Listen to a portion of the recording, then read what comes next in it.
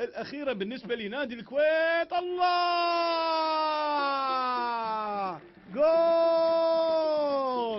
في الدقيقة 18.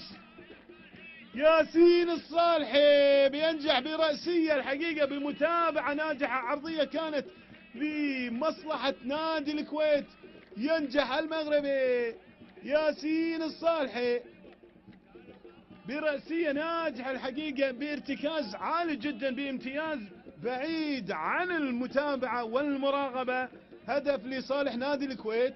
شوف العادة، شوف على طول ما تأخر فيها طلال، وعلى طول أيضا ما تأخر فيها ياسين الصالحي بالرأسية. يعني الحقيقة فيها شيء من المفاجأة، ما كان في أي متابعة من دفاع نادي خيطان.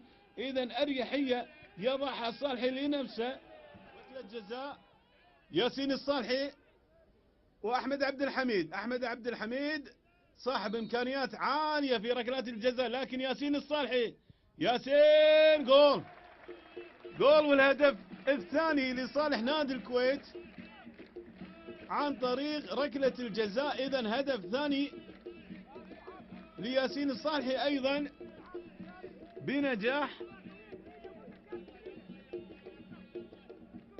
ركله جزاء. اذا ينجح نادي الكويت الحقيقة بالاستفادة من ركلة الجزاء. يعني لو كنا نتابع اليوم الصحافة وأيضا الإعلام في الأيام الماضية يعطي أن في صعوبة، لكن ياسين الصالحي يأتي بهدف ثاني يغلب كل التوقعات ويكسر كل الحواجز أمام